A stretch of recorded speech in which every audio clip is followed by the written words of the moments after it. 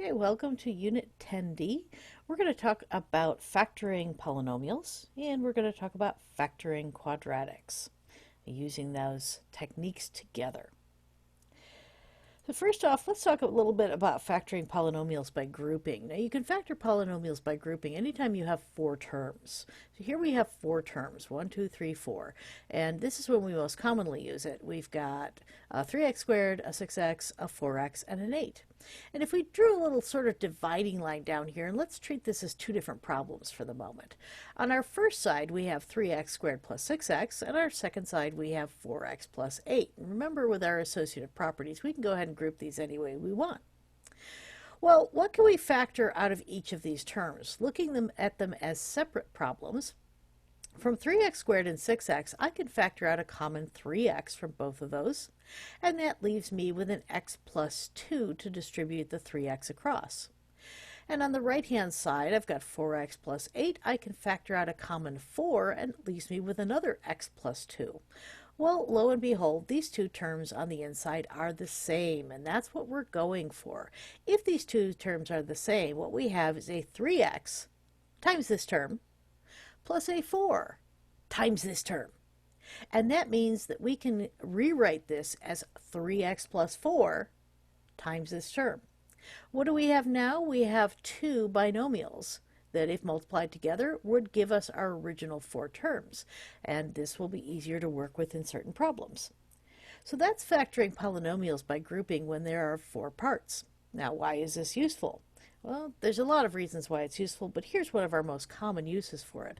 Let's talk about factoring quadratics by a technique called AC grouping. This quadratic is not pretty. It's not nice. It has a lead coefficient, a 2, right here in the front. And if you were to factor this in the traditional way, in the way that many high schools will teach, you'd be sitting there making multiple guesses, especially if you have, let's say your factors are 24 or your terms are 24 and 36, where you've got a lot of different factors to consider. You could be sitting there playing guess and check all day.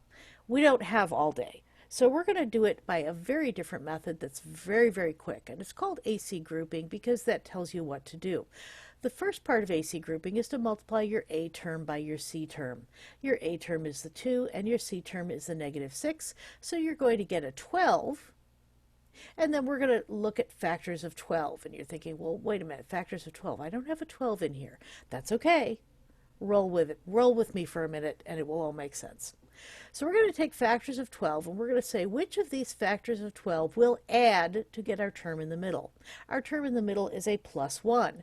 Here's my grouping. 3 and 4 will give me a plus 1 if it is a positive 4. Positive 4. Boop, boop, and a negative 3. There we go. So I've got my terms. All right. What happens then? The next thing we want to do is we want to split the b, or split the middle. You notice here we have a 1x. What I'm going to do is I'm going to take that 1x and I'm going to split it out into a plus 4x and a minus 3x. Can I do that? Sure I can, because 4x minus 3x is in fact 1x. These terms are equivalent. And what do I have now? What advantage did that give me? I now have a polynomial with four terms, and I can factor it by grouping. Remember I said AC grouping would tell you what to do? The first part is the AC, and the second part is factoring by grouping. So factoring this by grouping, we're going to factor a 2x out of the first two terms and a negative 3 out of the last two terms. We get that x plus 2 in the middle, which is the same on both, and we can rewrite this as 2x minus 3 times x plus 2. That is a whole lot faster than spending all of your day guessing. You're going to want to practice this one.